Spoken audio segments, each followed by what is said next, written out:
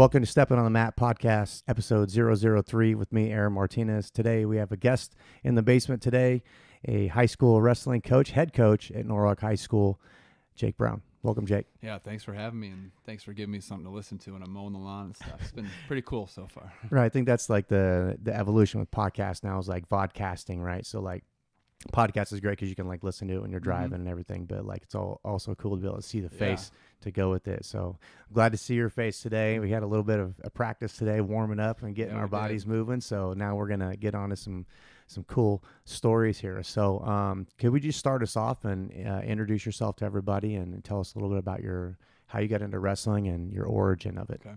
Well, I'm Jake Brown from Solon, Iowa, so it's kind of by Iowa City-ish area.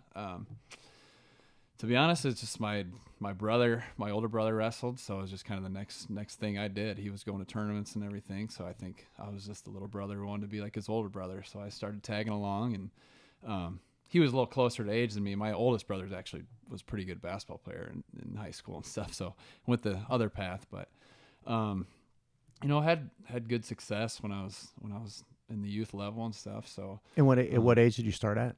I was 5 years old right away going to Iowa. It's Iowa breeding right there. I was a kid crying, going on the mat, and then going out there and doing pretty well. But yeah, I was a nervous kid. So yeah, it's a fun story where my mom we were talking earlier about like my first wrestling experience, right? Yeah. And like my mom eventually said, she was like, "Well, I'm tired of taking pictures of you. You're always on your back." So like, I think I don't know if every kid starts that way, but you know, I didn't, just because I was so used to just wrestling around with my brother and his friends. I mean, they were just kicking the crap out of me all the time, and my older cousins. So I think I was just like, I was so used to it. So yeah, you'd think I was getting beat all the time, how much I was crying before and after matches, but I did pretty well when I was younger. So your brother started, and how much older is he than you? He's 3 years older, so he was a senior when I was a freshman. That's awesome. Whole house full of wrestlers. Yeah, little platoon size group. Yeah, that's awesome. So he kind of inspired you into it, and then when did you like kind of accept it as something that's your own? Probably around 5th, 6th grade level ish. I mean, you do it for so long, it's just engraved in you, I guess. So it's just something you're known as the wrestler at the school. So right. I kind of enjoyed that, to be honest with you. And I didn't have a ton of my friends that were doing it with me to start, but by middle school, I kind of picked up with everybody. We had a lot of wrestlers in our age group. So I don't know. I don't really have a great answer for that, but it's just kind of who I was, I guess. And what about like people you looked up to? Was there like the Michael Jordan of the world, like who inspired you at that age? Was there anybody that a high school wrestler or besides your brother, obviously? My brother and his friends, honestly, I loved watching those guys compete. I was a wrestling nerd right away when I was in even like 5th, 6th grade. I knew who everybody was. I was the only kid probably on the predicament in 5th grade, knowing the rankings and everything on there. And TJ Bevins, he was a coach of mine. I used to love watching him wrestle when he was in high school, and he's quite a few years older than me, but there's a lot of the Solon era. I just loved watching those guys compete, and I wanted to be like those guys. I want to do it in our home gym like they did. Yeah. So 5, and then you're going to about 4th grade, and you're starting to kind of pick it up on your own. So now we're moving into like middle school. What was that like? What was your experience like for middle school? Had a lot of success in that era. I mean, I was a little old for my grade too, so I think that helps out a little bit. So 8th grade, I think I only lost 1 or 2 matches, and I wrestled a lot, and placed pretty high at AAU state, and did the Fargo thing. So I was old enough to do that when I was an 8th grader, and that was a cool experience. That was the only time I actually did freestyle state. It was when I was in 8th grade. So, because then we came into high school, and we were a really big football school, so. Kind of off-season wrestling didn't happen as much as I wish it would have now. So you played football too? Mm-hmm. That's awesome. Yeah, I did Pablo probably once a week when I was in high school, but for the most part, a lot of off-season stuff when I was an 8th grader. That's when I did a lot of my wrestling. But sure. What position did you play in football?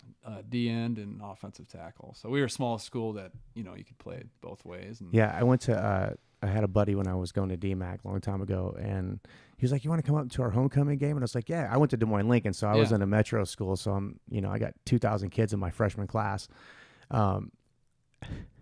and the game's going on, and I noticed how small everybody was for sure. You know, like even the sidelines were very short, and like they did the halftime show, and like some of the kids that were in the football on the football team like took shoulder pads off when they're in their pants out there playing the trumpet, and I was like, what's going on here? But I guess that's what small town schools are like.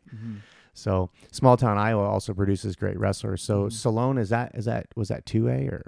Yeah, we're 2A. 2A. Norwalk used to be 2A before. Is that right? When did they officially make the switch? I don't remember. Oh my gosh, I just asked someone this the other day. So it's the Thompson brothers graduated in 2000, so I think it was like 2004, 2005. What made that switch? Do you know the history on that? Like what made the switch for Norwalk? I couldn't tell you. Tell you. Yeah, because I remember when I wrestled against Norwalk, that we'd see them at like the Ankeny tournament or something. They were a 2A school, so I think it just any area metro area right now is just where they can throw houses in, they're throwing them in. So I think we're just going to get bigger and bigger now with Warrior Run getting sold, the golf course. I think they're just going to throw a ton of houses out there. So dang, we might be a bigger 4A school by the end of it. So. Yeah, for sure. There's tons of houses going up here. So moving into high school, how did your high school experience go with wrestling? A lot of coulda, shoulda, wouldas and stuff, but I mean, my experience was different. I tell the kids when I tell them I wrestled heavyweight, they're like, "Oh my gosh, what?" And like, "How big were you?" I was probably 205, 210 wrestling heavyweight. Our 215 pounder was, I couldn't beat him. He was James Morris. He was a stud wrestler, stud football player. Played linebacker at Iowa. Played in the NFL for a little while, and I mean, he was the man. I wasn't ever close to beating him. I want to make that clear. So I wrestled heavyweight. Like I said, we were a big football school, so I wasn't cutting weight or anything. And I let nerves control me a lot. In big moments. And sure. Like I talked about earlier, I was a little wrestling nerd. I knew too much about every kid I was gonna wrestle. Man, I beat this kid by 1, but this kid I'm gonna wrestle, he beat that kid by 3. Like, it might be a tough one for me to win. I knew way too much about that stuff. I still, as a coach, know it, but luckily I don't have to go out there and perform. I can just point fingers. So what do you do now? I mean, what do you do now when the kid's like, I try to hide my nerves with it a little bit. So I've even seen Asaya be that way sometimes. As long as he's been doing jiu-jitsu and wrestling, he'd always I noticed he got to a certain age and he started talking about the other kid. And I'm like, they're talking about you. Why are you talking about them? So what do you do now, as a coach, when you see kids kind of getting in, because you can see it on their body posture and their language, just they're sizing the kid up, but they're always seeing themselves as the kid that's lesser than the other kid. I talk a lot about just trying to do the right things. I mean, it sounds corny, but do the right things to the point where you have that confidence. You don't care who you're wrestling. If you go out there and you feel like you haven't done enough to be prepared for that moment, there's going to be that little bit of doubt in the back of your mind. And sometimes that can make you freeze. Sometimes that makes you more tired when you're out there. Yeah. It's such a mental thing. And I always went through that.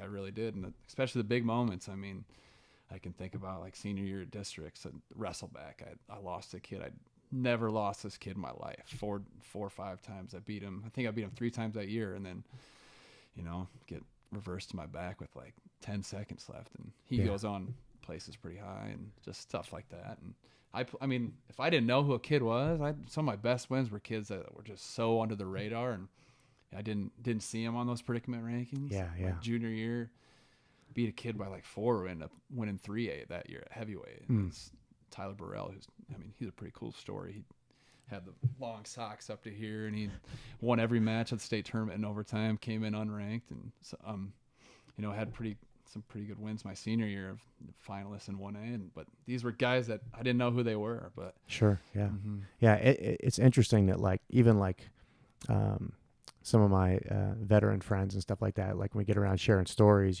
people think that they're alone in these stories, right? But whether it be a trauma, something that was traumatic for them, they really think that they're alone in those stories. But they find if you just open up and talk a little bit, somebody has a similar story to you. It might be the same, but it's super similar. I have a very similar story to yours. I think it'll be my sophomore year. The only person I had to beat was Matt Young. I didn't have to beat him. I knew I was gonna have to see him in the finals. But I was not feeling well from cutting weight that day. and I wrestled my first match, smoked that kid, and then I just was so depleted energy wise, and I wrestled a kid that I had tech falled and pinned during the year. Like he was like, I clowned him, and then I just didn't feel well, and I went to go take him down, and the referee called us out. And so my mind was instantly like stuck on that. And there was still 2 periods left to go, and I just didn't wrestle the rest of the match, and I had to cut the kid loose, and I lost. Yeah. And then I'm like, how did that happen? And I wrestled the kid in freestyle like a month later and pinned him, and it's just, but those are those stories, that we have those stories to, push us into when we hit those walls in life, they're parallel to these stories that we share together, Yeah. I try to use that, there's some, if you don't have that success, you think you could have had. Some people, maybe they don't want to be around the sport at all. I'm very okay with it. I think it makes me a better coach. For sure. I never want to put my kids in that situation where I want them to be most prepared as possible so they don't have to go through those letdowns, Yeah. And I think it might be a good topic we kind of like jump on now is like, I ask people this all the time. I'm like, do you know who Sugar Ray Leonard is? And everybody's like, yeah, I know Sugar Ray, right? I know that guy. And everybody's like, yeah, he's a great boxer. I was like, do you know he's a coach? And they're like, they kind of like do that. I don't know. I didn't know he coached. And I'm like, if you did know, like, who's some of his fighters? And then nobody can list them off to me. It's like, so does a person that's a coach have to have high accolades to be a good coach? Just like there's some athletes that aren't coachable. Yeah. Like what is your thoughts on, does a high school coach have to be an NCAA champion? Does he have to be a 4-time state champion? I see it both ways. I could see that someone would be great with those accolades, and sometimes I've seen it firsthand that those people they're very set and, oh, this is how I used to do it, so you should do it like this. And they're set on that, and they can't see it any other way. And they also don't grow from it. Like I sure as heck know I'm not the best wrestler out there. I'm not the best technician. So I'm always watching things. I'm always learning from people, and I mean, it's going to sound, when I say I have a low ego, you talk about having a low ego, it sounds like you have an ego, but I try to pull people in and to help our kids do things that that are better at me at certain things. There are a lot of things. Like if Coach Angle, he's one of our coaches, man, if he's in the room, I'm pretty much like, hey, here's the structure of practice, what I'd like. Here you go, man. Go take him through it. He's one of the best technicians I've ever been around. So it's like, well, just like on an assault team, your team leader is not going to be like the guy up front breaching the door, blazing in the room. He's going to be over on this side of the room over here, just calling the shots and taking reports and making sure that people are moving in the right places. So make sure everything's set up the way it needs to be. Everybody's prepared as much as possible. And heck yeah. So speaking of being prepared, you had a long weekend of wrestling again. Yeah. So you just got done with the Freestyle State. Yep. So do you want to maybe tell me a little bit about that? Yeah, we had 4 guys go at Freestyle State yesterday. We had Dominic Tigner and Tate Turner wrestled juniors in the morning. And it's Freestyle State. There's not a lot of, there probably isn't any bad kids that are showing up to wrestle at those tournaments. So every match is, it's really exciting.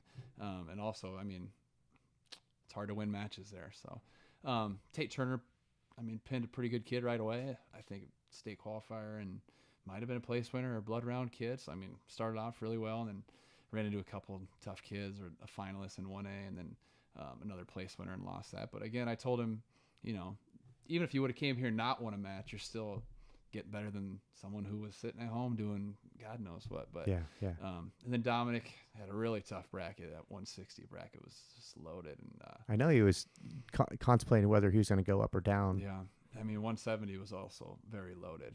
Those are just very, he's the young guy in the junior divisions. A lot of sophomores are wrestling 16U, but he's just a couple month difference where he's got to be with the junior group. And it is what it is. Those are the guys he's competed against all year, and had success with. And the 2 win, he went 2-2, and the 2 kids he beat were both state qualifiers this season, and won matches at the state tournament. And he lost to a couple other tough kids, and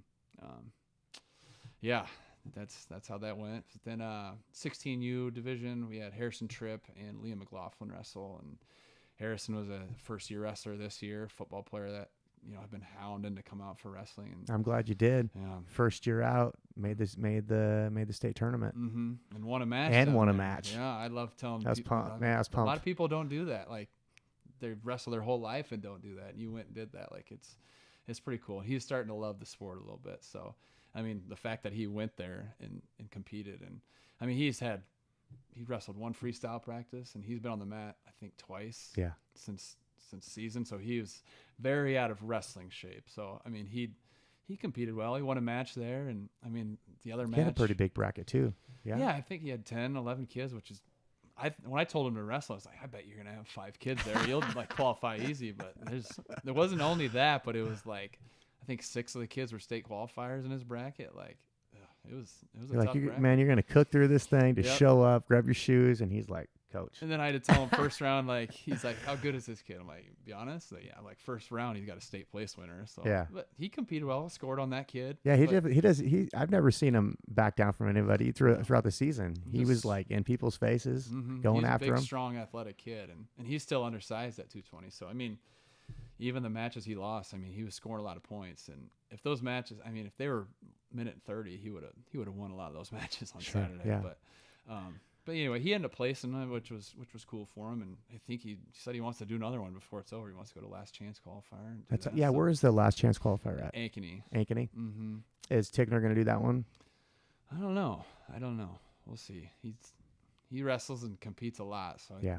If he's going to know that a few of us are going, and if he wants to jump on that train with us, we'll go. But break might not be a bad thing for him. So how does that work? The last qualifier. So it's maybe you can explain it to us, like just like how that works. So freestyle state top 3 qualified for Fargo Nationals in North Dakota, and then the last chance qualifier is that it sounds like what it is, but it's just everybody who didn't qualify can show up, and if you are a qualifier, you cannot be at this tournament. And you can't recompete in it, right? And so you have to win your bracket. So they take first place. So do or die. Yeah. And then Tyler Harper is already in, right? Yep. Now, how does that work? Like, because obviously he's not going in the same weight class as he did from last year, yeah, right? It doesn't even have to be the same age division too. He could be a 16U and then be a junior the next year, and he's still returning. So nope, he's gonna go. He wrestled 100 last year and placed 4th at Fargo Nationals, so which was a great tournament for him. And he's gonna wrestle 113 this coming summer at Fargo. So we didn't wrestle at Freestyle State. I mean, he did not wrestle at Freestyle State. He needed, take a little time to. Sure, and he doesn't have to though, right? Correct. He's in. He's already in, and it's taking some time to get healthy and get bigger and stronger. And again, sometimes you wrestle so much, like competing. If you do it so much, it's just like you don't get up for it anymore, and it's just like another day. So I think you need to get that fire a little bit, get that back. And I'm starting to see it at practice. He's getting that fire a little bit back. So yeah, I think a lot of athletes, especially like combat sports. There's a lot of pressure that goes into this. It's not like football. I don't think I ever got nervous playing football, to be honest with you. It's just like there's so many people around you that like even your little holes that you make in your game, it's rarely noticed. Maybe your dad might tell you, or your mom might be like, hey, you missed that tackle today. But other than that, there's so many people on the field that can fill in those gaps. I've had this conversation with people. It's funny you say. I talked about, I get so nervous for like almost crippling fear that would freeze me when I'd wrestled football. Holy cow, I cared, but zero nerves going into it. Probably because we had that James kid we talked about. I mean, we pretty much just threw him the ball and everybody else get out of the way. So, but yeah, I mean, I probably because obviously it's just that individual sport feeling. That's why I'll respect anybody that goes out there and competes on the wrestling mat. Take some stones to go out there and do that. Yeah, and I it's like pressures. Like where does someone evaluate the pressures from? Is it coming from? Where's the source of the pressure coming from? That's the hard thing to find. Like we just did a jiu-jitsu tournament in Cedar Rapids 2 weeks ago, and I have my adults competing, and they're like normal adults. They're like, I call them my soccer moms, right? They're just like regular old ladies that train real hard, and they compete, and they're just like overwhelmed with their nerves. And I'm like, you do this every day. Mm-hmm. Just imagine I'm putting 5 minutes on the clock and I say, go. I was like, all your nerves are going to go away as soon as that whistle blows, as soon as they say fight, as soon as you make contact with them, all that nerves are going to dump. Yep. And your instincts and your training is going to kick in. Mm-hmm. But it's so hard to tell people that. It's so hard to convince them that it's going to work. It really is. I mean, like, sometimes it wears you out if you have to worry about it so much. I think I gas so much in matches. Like, I never would gas in practice. Like, kids watch. I mean, when I go run with the kids, like I'm slow, but I could run forever with them.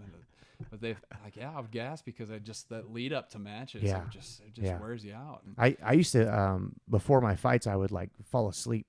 Mm-hmm. And they'd be like, come on, hit mitts. And I just didn't want nobody to touch me. Yeah. I didn't even want nobody to touch me. And until I got to like a certain nerve, it would almost put me to sleep. Yeah. My nerves would get going so much that I would just like want to go into a deep sleep. And then I'd wake up and then I'd be ready to hit mitts and start rolling around and getting ready to go. I've heard of wrestlers that just, sleep until it's time to go. And I wish I could have had that, but I tell them, our kids get nervous too. And I try to tell them, hey, you're prepared. Like, luckily with a lot of our kids, they did, the off season stuff. So I'm like, not a lot of kids were doing that while we were doing this off season. Yeah, you're more ready than any of these kids. And also just like, I try to explain to them, being nervous, it's a normal thing. Totally it's natural. Your body reacting. It's that fight or flight. Like it's your body telling you you're getting ready to go do something. So it's completely normal. Like, and it also shows it means something to you. So I try to explain to them the nerves are normal. So it's not, don't overthink your nerves. Like I sure as heck did. But so, so we got Fargo coming up. Mm-hmm. Are you going to be going down to that? I'm not sure yet. We'll see. Well, let me know. I'm going. I'm heading that. Yeah, because I want to film for Tyler and Skylar. Nice. Yeah. So I went a couple years ago. I did not go last year. I had a 1 month old, so that would have been. Yeah, how's that going? One. What's it like being? It's your first kid, right? Mm-hmm. What's that like? It's great. Wrestling wise, it's just there's certain things, but it's been great. It's been really fun to be a dad. So walking yet? Close. Yep. Once they start, they take off. Mm-hmm. You got to like get at their eye level and start like, what do they see? You know, what can they bite? What can they get their hands on? Oh, she's all over the place right now. She loves the TV remote. Maybe it means I watch too much TV, but she loves that. That's awesome. Is she like got any like favorite cartoons or anything right now that she's really into? She loves this thing my wife puts on, these dancing fruit and vegetables. Man, she can be locked in. Whenever she starts bawling, I don't know what to do. I'm just turning that on. So sometimes you got to just survive. Is your wife, was she play any sports or? No, she was gymnastics growing up, but nothing besides that. She follows us. She loves watching our guys wrestle and everything. And when I hesitated when I was, asked how it was with the kid, I'm very lucky to have her as my wife with everything, but especially coaching, because it hit me hard this weekend because the baby's getting older and more aware. Like when I was walking out the door for open match, she's watching me and crying. That one hurt, but because I'm gone so much, and especially, when season started, she was 4 months old and 5 months old, and I wasn't seeing her most nights because I'd leave early in the morning for training, and then I'd come home from practice, and she was probably asleep. So I'm very lucky that my wife's very supportive of. For sure, for both you guys, yeah. I've gotten to know the Thompson brothers kids a lot just because they're in the room a lot with us, and I get to see how they handle it and stuff. So we do a couple of camps in the summertime. My philosophy on camps, I've kind of shifted a little bit. People like to do the big camps and they go for 3 days and everything like that, and I'm not. I've done it before. Parents spend a lot of money on it, and I'm slowly progressing to something else where I try to. We do a couple dual camps where we go and compete. Like we're gonna go to Grandview, where we we do technique for an hour, and then we wrestle 5 duels, and then we go back to my old hometown in Solon. We'll wrestle 5 duels on the football field, and we'll stay the night and do a little training the next day at Cornell. But fortunately enough, I know enough people that just from my time in wrestling that I can get people to come in and run our open mats, and they can do clinics for us and all that stuff for free for our kids. So rather than having our kids missing other sports, missing lifting to go do these camps, I can bring these people in there getting all that stuff just from our open mats in the summer. So that's just kind of what I tried some different last year. We went to ISU camp, and I don't want to talk too much about that, but in a bad way. But it wasn't. So the Grandview camp, you said there's going to be it's like a clinic, and then it turns into like a dual duels tournament. Yeah, mm-hmm. That's pretty cool. Yeah, we did it a couple of years ago, and then they didn't do the team one last year, so they reached out to me again this year that they're back. So I was like, all right, heck yeah, let's go. So heck yeah, mm-hmm. That's awesome. So is that Grandview's like the kids that are on the team that are running that camp, or is there any special guests coming to that? No, they'll run it. I think Grant Henderson does the technique. He's one of their coaches, and he was a really good wrestler. Yeah, he graduated. Me and him graduated Grandview the same year, I think. Okay. Yeah. And then he came on. I think he came on right afterwards. That's Grant's Turner. Grant or the Turner. Are you talking about Turner? Turner. Grant Henderson's a young buck. Yeah. He's got he shows up at all the tournaments, right? Yeah. These local ones, yeah. Oh. He graduated at Grandview. Okay. Yeah.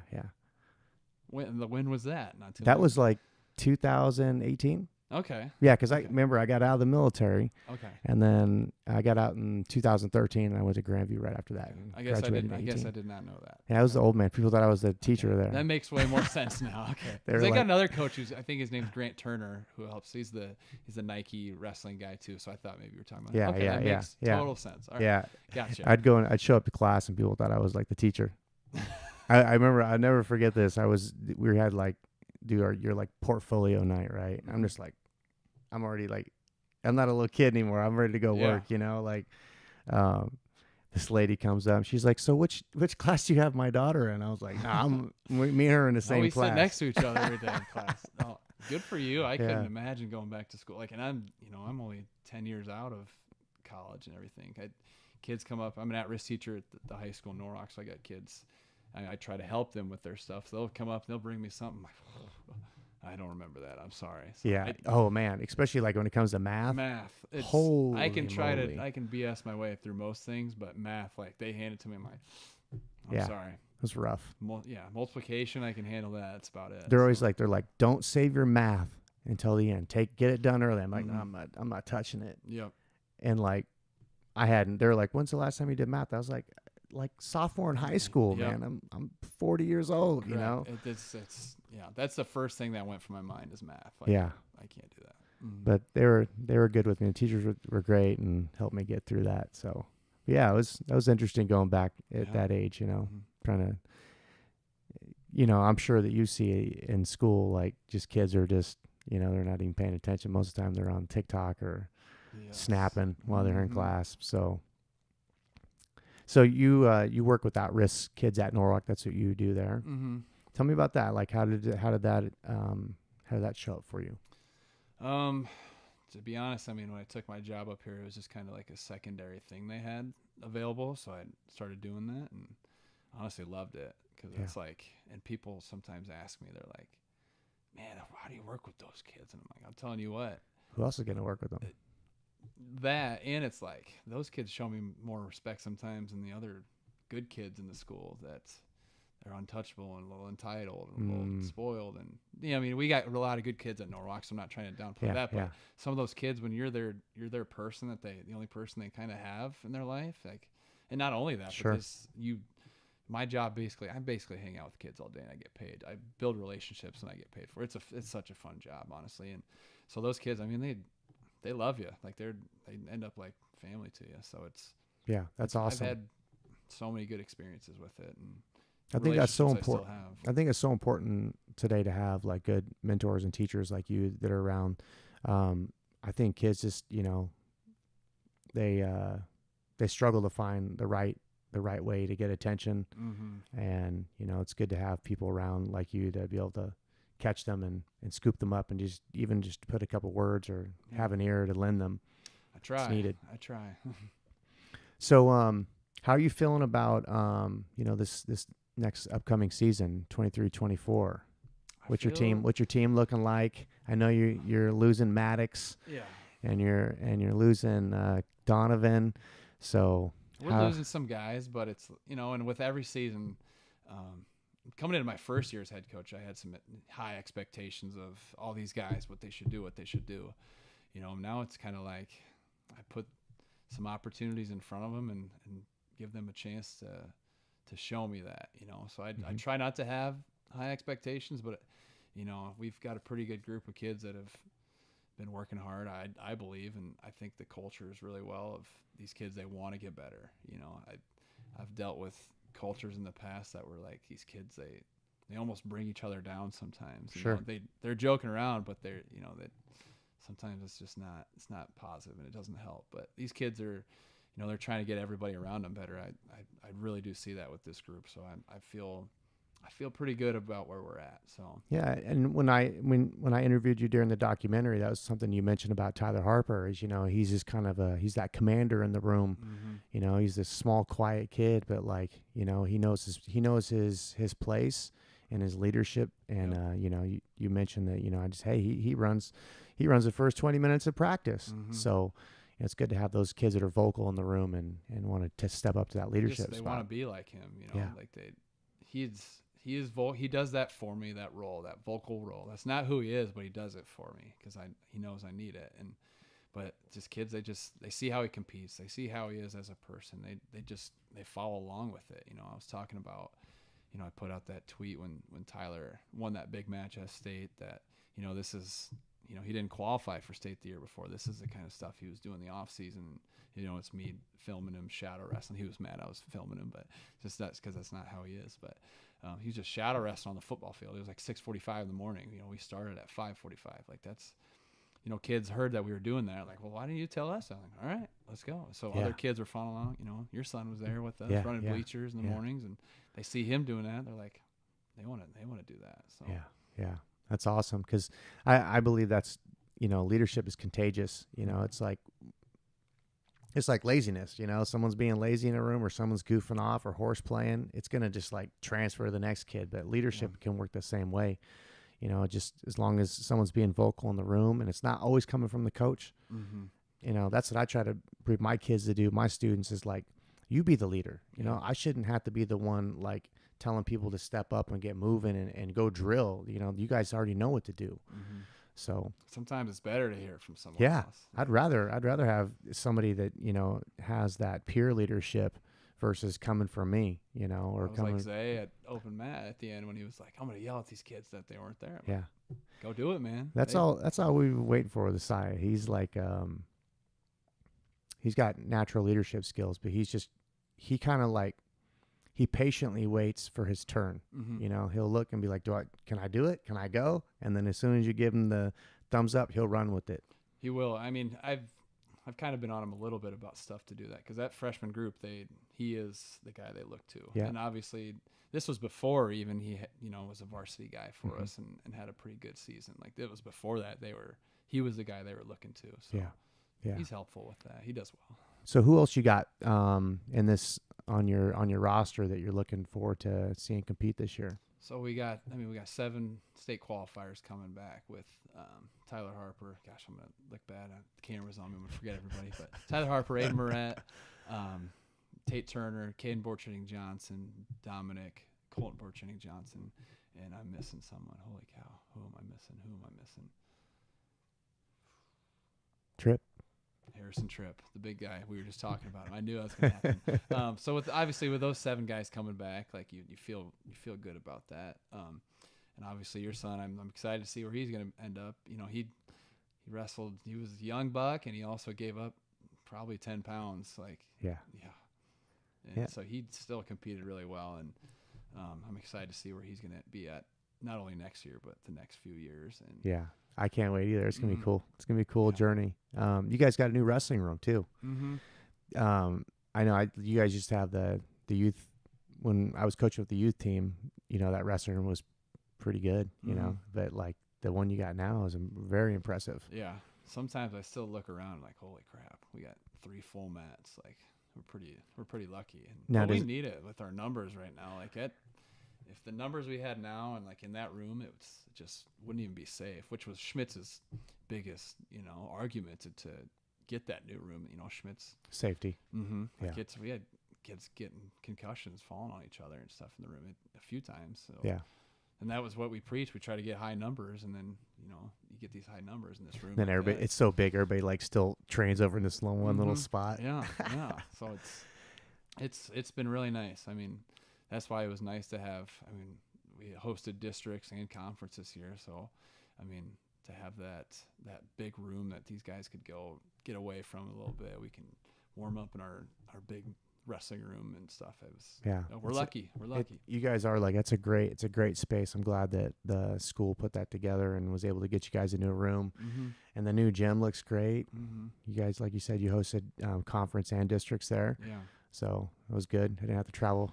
Yeah, it was. And I thought that was two of our best tournaments too. Just so I'm definitely going to push to get districts at home again.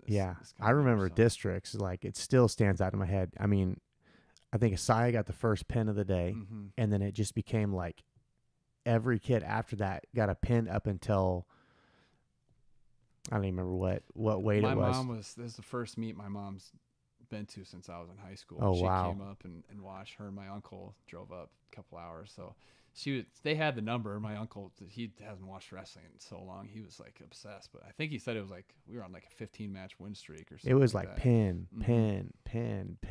Yeah. There were big matches too. I mean, Asaya was 6 seed and pinned the 3 seed right away. And I got a story for you with that one if you want to hear. Yeah, of course. Yeah, he was, he struggled with that Indianola kid. I'm trying to figure out how to get everybody through to stays any way I can. And I told you I'm a wrestling nerd. Yeah. And I did the same thing. I said, you're gonna have to beat Dyer before you get through, right? I was trying to make it so he didn't have to. So Asaya should have been the 5 seed. He had criteria over another guy, but in my mind, I'm like, this is what's going to happen. Asaya's going to beat this Newton kid. We'll wrestle the Boone kid. And if it doesn't go our way, here's what's going to happen on the backside. This Newton kid's pinned Dyer twice this year. Headlocks. Boom. He's got, I don't know what it is. He's got his number. He's got his number, yeah. Yeah. So then Asaya was, consolation semis, those guys. And I looked over, and that Newton kid was beating him.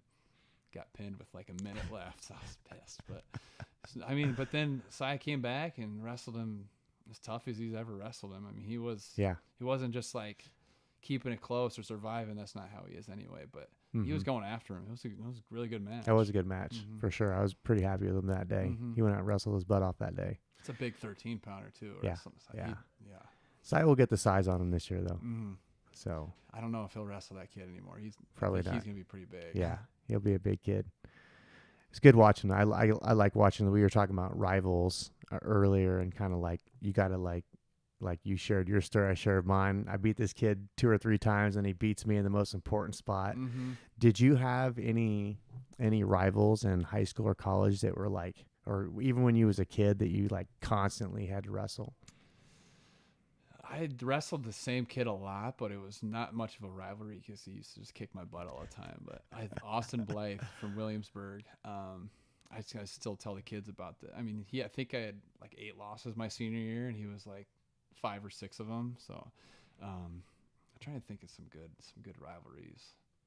No one you guys would know, but I've traded matches back and forth with a lot of different kids, and sometimes that's up here. But yeah. Yeah. So it always sucks to have that kid you can't beat, but the memories with it, they're great. Yeah. I remember like my best match, and I remember my worst match. All the rest of it's kind of a blur in between. So very true. The loss is probably the one that motivates me more than anything. Like that happened 100 years ago, but it still shows up all the time. It makes me a better person. It makes me get up in the morning. It makes me finish marathons. It makes me climb mountains. Yeah. So people tell you forget those things. You never forget those. Why? Things. Yeah. I love having those things, like, people when they hit their wall, like I like really hard challenges. Like I said, I like to mountain climb and do like ultras and stuff like that. It's like, because I like to find that wall on myself. I like to find where my body wants to shut down or my mind wants to stop me from doing something. And I can get that extra step just to get going again. And that's stuff that lasts forever, even if it came from a loss. I think that, it ends up being a win in the long run. So So let's so we got a good season coming up for Norwalk, 23-24, 7 state returners. Let's recap the last season then, the state tournament. You said you had the 7 guys and you had Tyler and Maddox wrestling in the finals. Yeah. 2 kids from Norwalk in the finals. Yeah, that was the first time we've had that since I think it was 1974. We had 2 kids in the finals at Norwalk, and then with Maddox winning it, that was the first champ in 30 years for Norwalk. Yeah, so. the last champ was what, 2000 or 1994? Yeah, Dan 94. Bierman. Yeah. Or was it either Horton or Horton. Bierman? Horton. Okay. Yeah, I didn't want to mess it up. Yeah. Yeah. Especially if it was Bierman. I know Bierman pretty well, so I didn't want to mess that up for him. But Horton, I don't know. So sorry, Horton. But. That's really cool to have that. I mean, that's you've been coaching at Norwalk for how long now? This is my 8th or 9th year. Yeah, wow. Goes by fast. And now you got a state champ. Mm-hmm. Got a Felt state good. champ and I mean, it was a runner-up. It was a relief, honestly, with Maddox winning it. It's weird to say, but you'll enjoy the documentary. I got like a really great shot during Maddox's match because you coached. You didn't corner for Harper, but you cornered for Maddox, and I got this great shot of you, and maybe a good photo to blow up sometime. I bet, because it was just. I could see the intensity in your face, and just like I wanted it for him so bad, because, I mean, as an assistant, my thing was I'd always have a few guys, and those were my guys. Like what am I doing to get them better? And with Maddox, I spent a lot of time with Maddox trying to get him better.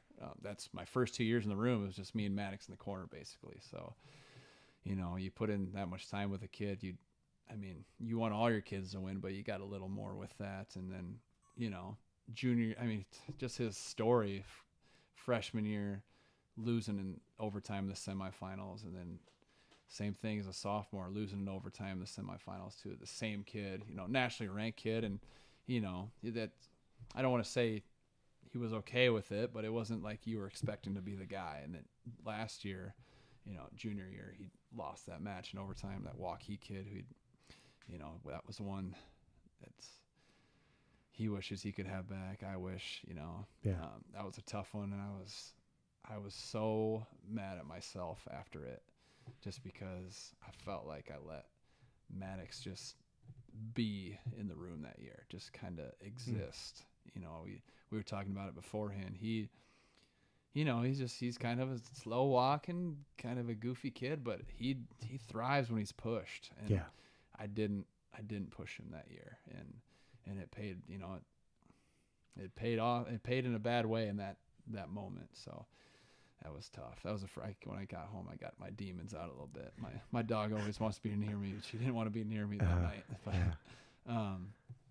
But yeah, so it was just a relief, because he's a good person anyway. So I really wanted it for him. And then, so yeah, it was awesome to see it and be there for it. So. Yeah. I'm usually very disciplined when I'm filming. I don't like say stuff. I like stay quiet and make sure that the camera's rolling, but I was screaming.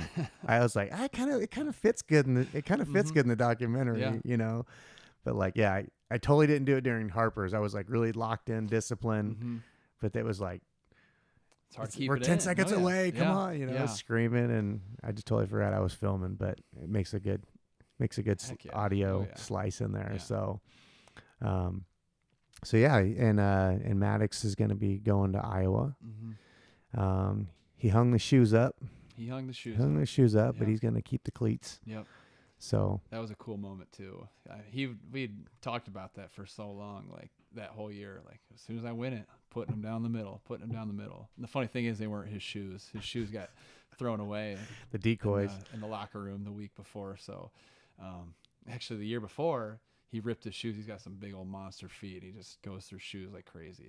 Jenny, oh man, God bless your soul. But so it's my Solon guys. They still coach there, so they brought up the only other people that had a size 16 shoe randomly. So he wore the same shoes junior, senior year. Borrowed them from a Solon kid, and then left him out on the mat. And then I wanted to make sure the cameras were right. I went and grabbed him back. Right. So, but it's funny. It's funny. Like you're talking about Jenny. She's like, I don't know. I read an article or something like that, and she was talking about how much, she's just got to feed those boys. Mm-hmm. 3 of them, Mm-hmm. and they're all big kids. I bet the smallest one is eating the most right now too. He's trying to get big. So, Is he? He's packing on the weight. Mm-hmm. Yeah, they're good kids. I used to see them fighting each other all the time. Well, they still do. Holy cow. Caden and Colton are at each other's throats all the time. You can put some boxing gloves on that kid. Colton's got great footwork. Mm-hmm. I was really impressed with his footwork. Just moving around and just light on his feet and switching his stance. Really unorthodox for. I learned a lot about him just as a person this season, just because, he obviously wrestled behind his brother freshman year. He was a heavyweight and he couldn't beat his brother. So. And he had was it like a ligament tear in his shoulder or something like that? Tore his labrum. So coming into the season is like, the lead up to it was like, so what do you want to do? Do you want to wrestle?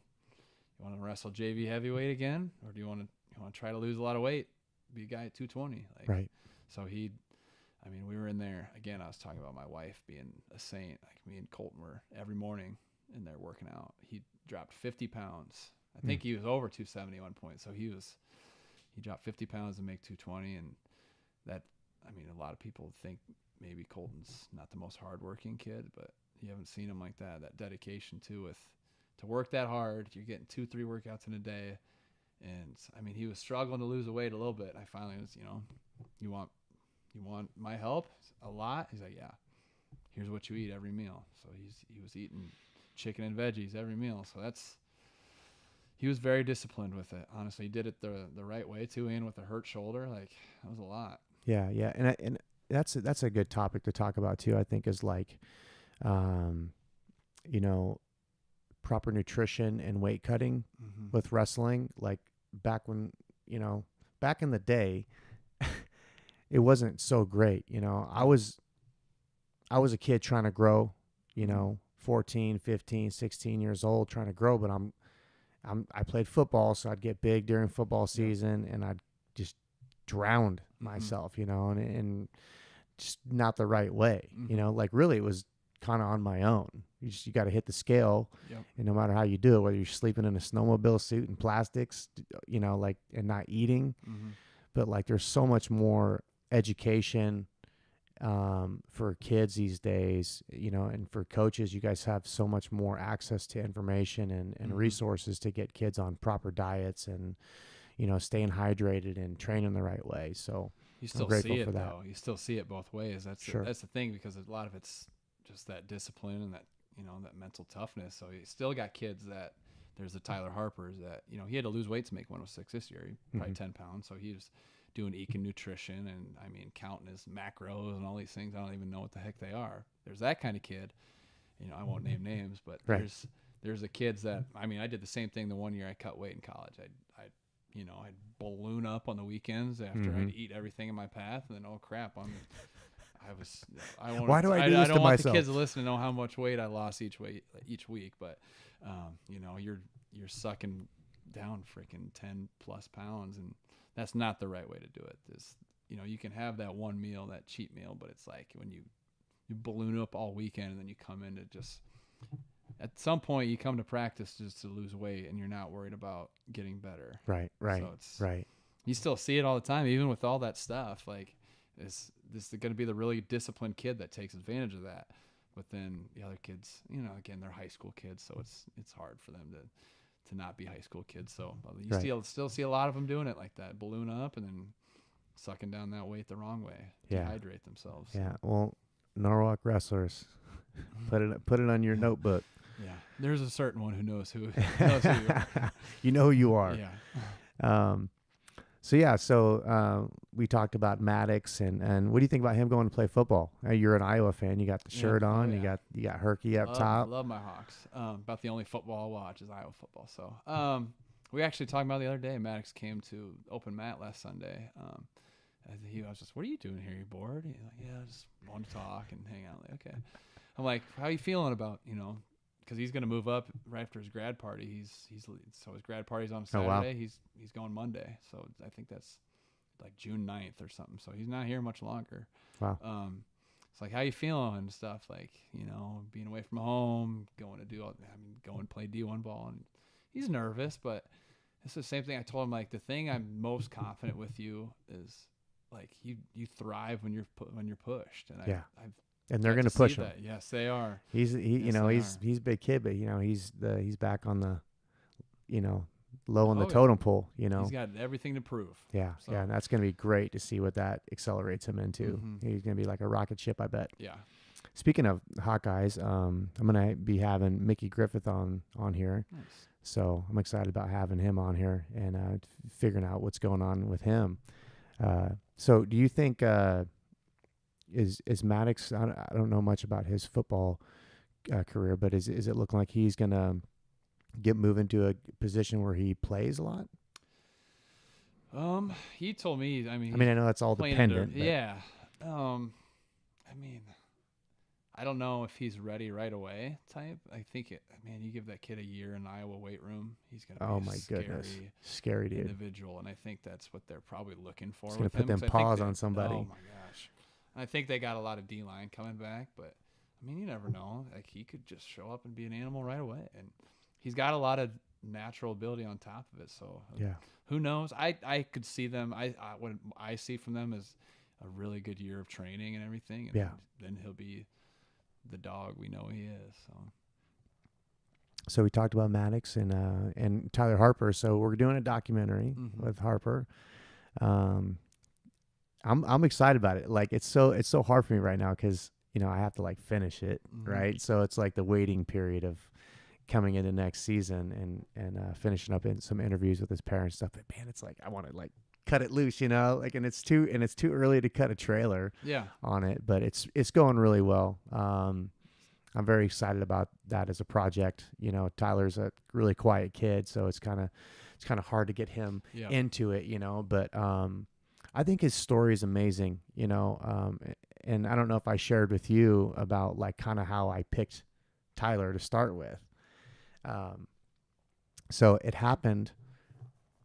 I had a dream, and the dream was like kind of like all this. Like, we're just sitting here, and I'm interacting with the Norwalk wrestling kids and the team, and so Tyler's name was in my mind, right? Yeah. And I was like, you know what? It was when we had the duels over at Valley, the day Asaya was not feeling well. Yeah. Right. So I went up there, I got into the gym, and I walked up to Dustin, and I was like, hey, I have this idea. What do you think about it? And he's like, yeah, maybe. We'll see what Tyler, he's kind of That's shy, the biggest question. Yeah. And he's like, yeah, but we're game. Let's continue to talk about it. I said, thanks. And then we moved on. And then, Asaya was not feeling well, and I'm not used to seeing that out of him, and so I jumped down there, and you guys let me have a word with him. But when I was sitting there, I like heard Tyler's voice. I'm not even joking with you. Like, I heard his voice in my ear, and I looked over, and Tyler was sitting over in the corner. He was praying for Asaya. I did not know that. And I walked up on him, and I grabbed his shoulder. I didn't mean to disrupt him, but like I said, I can hear you. And he just looked at me so shocked, and I just knew that was something I had to do, that his story is going to, regardless of how the documentary turns out and like the fulfillment of this thing, he did something really amazing this year. And like, I'm so blessed to just be a part of like his experience, like being able to see his experience, not just, even from the stands. He's such a cool kid. He's a special young man. Yeah. And his family's great. And, I hope that he accomplishes every goal that he goes after. So that's why it was, that moment at the state tournament. I mean, the moment. Yeah. Like, again, you want all your kids to have success and everything, but with Tyler, I mean, he's just such a good kid, and he almost, you don't want to say someone deserves it, but if he deserved a moment like that. Yeah. Where things fell in place for him, and so it was he so did it cool. for all of us. Yeah. All of us that fell short on those moments, heck yes. He did. He gave us that piece. And I can't wait to have, I don't know how long I'm going to coach, but every year when we coming into district time, and or every meet, all these kids, oh man, we're wrestling Southeast Polk, the number one. They're the number one ranked kid. Like, you know what? I know a kid who got beat 4 times by a kid that year, pinned in the first period. Kid was ranked 3rd in the country. You know what he did? Pinned him in 18 seconds. Yeah. So like, see what I was saying? It's like this it's like this cycle, you know, like you had it, I had it, and then, you know, Pearson had it. You know, it happened to him, you know. So yeah, it was good to see that. And you know, the thing, I've watched it. Obviously, I'm editing. I'm in post-production, so I'm like editing. And I know, like, I've heard your interview like 1,000 times, you know, over, and like I've seen Tyler's match against Pierce and against Pearson like several times. Yeah. And like when he got the fall, even when the match started, it was just like meant to be. It was like, even like his reaction when he won. Yeah, I know he did the old arm out thing, but like it still looked like he was already doing it in his mind. You know what I mean? He had to. I mean, to get it done, you have to believe it. Like, it sounds so corny, but there was a lot of matches I wrestled by in the back of my head. Like, I don't think I can beat this kid. Yeah, you got to find it. Yeah, he nailed it. Talk about it a lot. Like, I mean, talk about that move he has, you know, and like it's like, we're gonna use it when it counts. Yeah. Use that move when it counts. Use it when it counts. And he waited. It's gonna be a powerful story. I can't wait to share it with everybody. Yeah. It's just like, I wish I could do it now and just cut it loose. But it's a good story, and I think it's gonna tell not just his story, but the Norwalk team story. So I'm excited about it. It'll be awesome. I know he's kind of that nervous kid, but I would be I'm too. Sure he appreciates it. I'd be too. I'd be nervous about it too. Yeah. It's always hard, like looking at yourself or remembering what you said and seeing yourself on TV type thing. So, but you know, it's everybody's authentic, and I think that's the genuineness of the documentary. So I'm excited about releasing it soon. So another thing we want to talk about is as being the head coach at Norwalk, it's just like when you move into a season, you're coming into this next season, like what is some strategies that you use and some of your philosophies that you communicate with your team, and some goal setting stuff that are thinking about for this next upcoming season? You know, to be honest with you, I'm still trying to find exactly what I want from that. You know, I mean, I'm a young head coach, and I haven't been doing it for that long, and nothing's perfect. You know, my first year I had them write your goals on this note card and hang it up somewhere you can see it. And I made everybody do it, you know, and I felt like it was forced, you know, and it's part of that culture thing. Like, I mean, I don't really want to, you know, I'm going to put them to be a state champion. Do you really want to be a state champion? Is that really your goal? Right. So this year I told everybody, just kind of think about goals. I don't need to, you know, you can write it on a note card, you can hang it up, or you can just have it in your mind. You can write it at home. I don't care. I want you to do something with it. So I don't know if that's what I liked either, because I almost want to see him too, and I'm curious. And I'm still trying to find that middle ground with it. I'd talk to people a lot about what they do. So I got some things in mind, but I'm not exactly sure yet. So I'm learning. I'd like to learn from other people what they do. So. Sure. Well, one of the strategies you have, you said that, and I've seen this out of you already several times, several examples of it, is that you're not like an egotistical coach. You know, like you're spreading the knowledge out to you're allowing your other coaches to be major parts of the team. And it showed the example, like we were talking about at the state finals, right? Yeah. Like you didn't sit in the corner for Tyler. You know, and some people might be shocked by that, but I seen that. I seen you better. I seen you better in that way. And I think that's how you coach anyways. You got to give your other coaches or your other lieutenants, you know, you got to give them space to shine and connect with other kids too, because not every person is going to connect with each person. You know, you got a big room with a lot of people. So at the end of the day, it's like, I mean, these guys, they know. Everybody who's coaching, they know what they're saying. You know, I don't know any more than the next guy. You know, so it's like maybe that's part of it. What helps with the ego thing is I wasn't some big badass that won 3 state championships. Maybe it's easy for me to not be like that. But I think everybody needs to just kind of be like that anyway. Know when to back off, when let someone else kind of take over, because everybody's got good ideas. Everybody's got good coaching. So Right. How's the support of the school been? I mean, obviously you guys got a new wrestling room. That's pretty awesome. But like, how other than that, like how does the school have feedback with you and help you try to grow it as well? I've never had problems with anything. I mean, we got a new AD this year with Josh Toby, and he's very much on the wrestling wrestling train. So whatever I ask from him, I mean, that's the first thing he's like, hey, you want to host districts this year? Like, heck yeah, let's go. So he pushed for that, and we're going to host a dual tournament next year in our home gym. So he's been helping me find schools with that. And, we got Ankeny Centennial and Knoxville so far, but, we just started. It's hard to get teams because everybody signs contracts so quick for the next meet. But, so, I mean, nothing but support, honestly, with it. And, I mean, just with the day you were filming, with Tyler and Maddox, their little celebration thing. I mean, it's just stuff like that. That's the cool thing about Norwalk. It's a really supportive community with athletics. So, I mean, that was like the first time I coached at Norwalk. The first home duel meet, I was like in shock with how many people were there. Like, man, I think it was like 20 people at Solon when I'd wrestle. But no, it's packed house. So there's a lot of support there. And a lot of alumni support. It's cool having the Thompson brothers, longtime Norwalk guys on staff, because, not that those alumni wouldn't be there to support, but obviously with those guys, knowing them and being friends with those guys, it's easier to get those guys around. So yeah.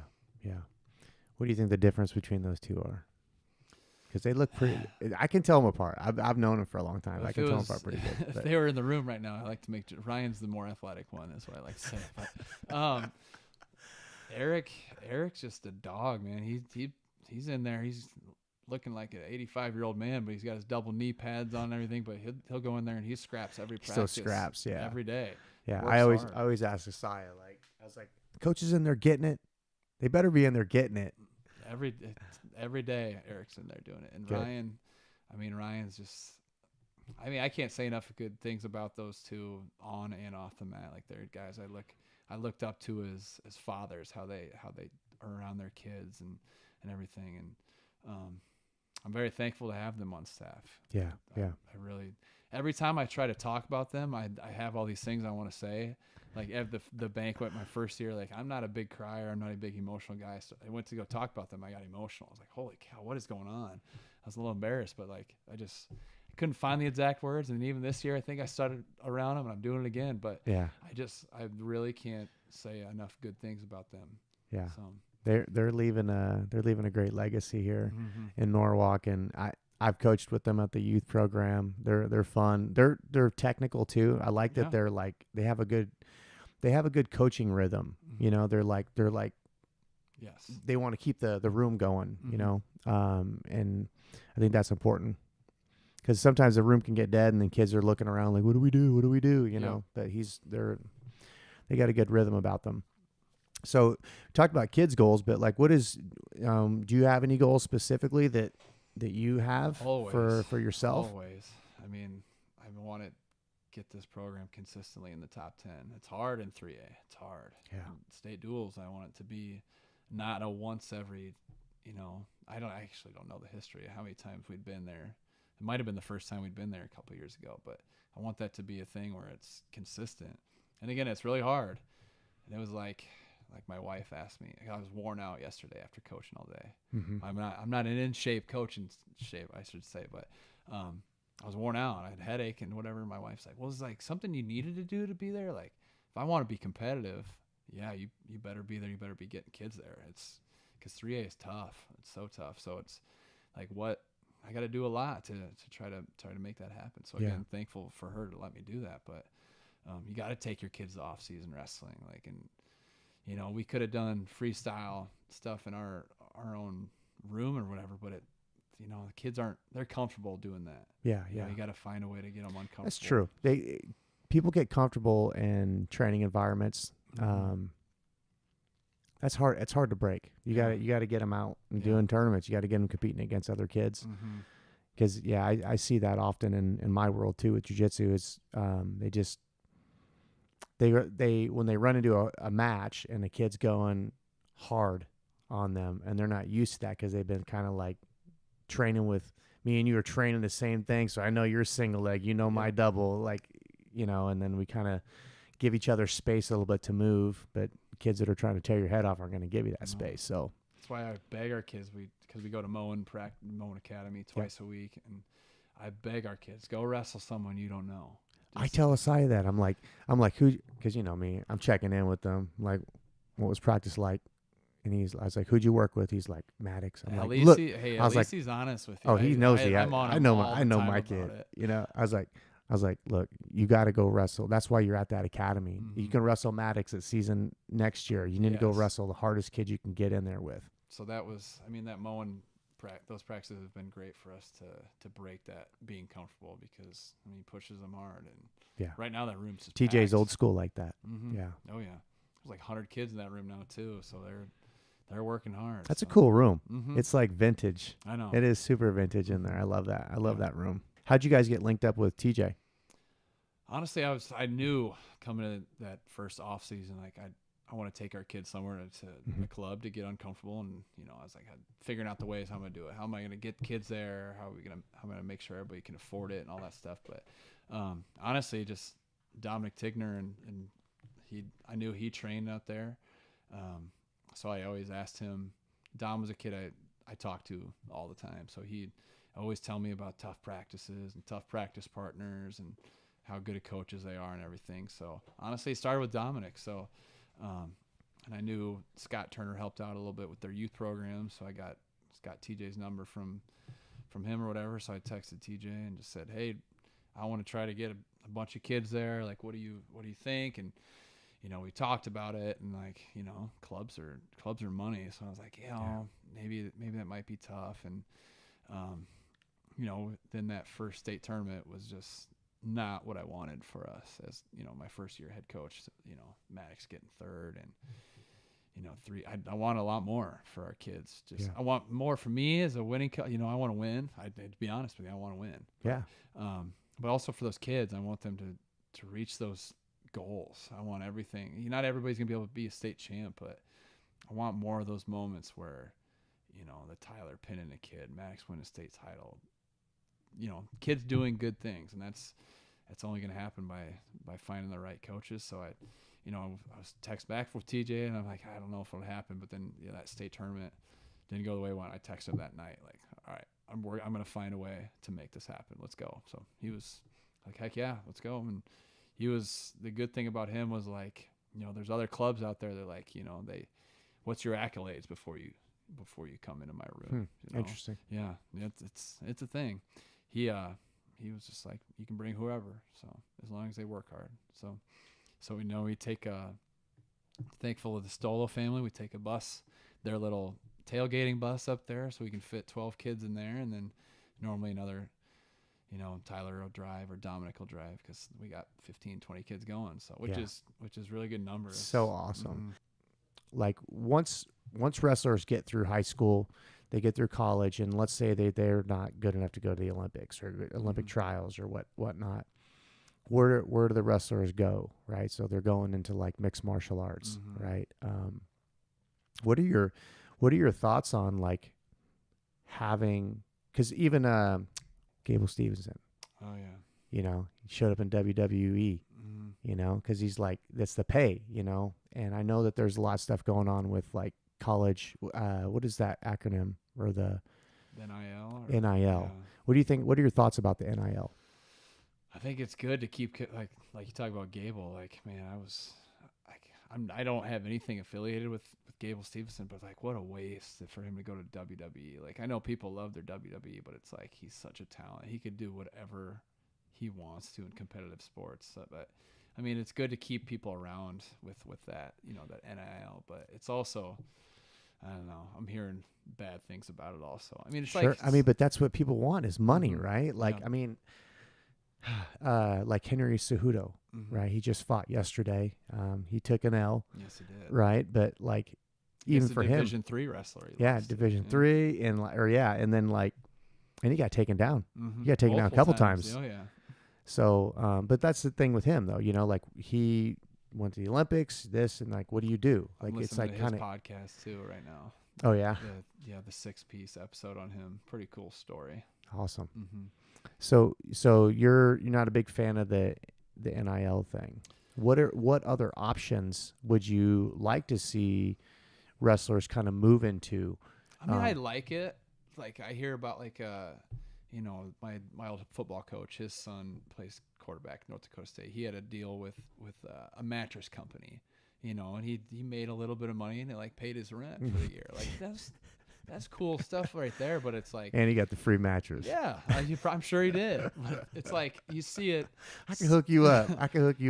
I know somebody. I might need one. I got a bad back, so I could. But now I'm seeing it like kids are going other places because of that. You know, Sure. you leave this place to go because I can make all this money doing that. But I mean, I guess you see that either way. So I don't have the. Well, right what answer. else? What else can they do? I mean, there's not like a professional wrestling league, is there? There's not like besides like. So especially for wrestling, I think it's a good outlet because they're also. I mean, you're seeing some stuff on Twitter about some of these high-profile guys that are transferring schools, getting some big money bags thrown at them. But for the most part, it's not going to be like football where it's just crazy money all the time being thrown around. So I think it's good for wrestling, but for football, it's I've heard it's kind of tearing things apart a little bit. Yeah, I always try to think like what I try to, because I'm a creative person. I'm always trying to like think of ideas about what goes on beyond that.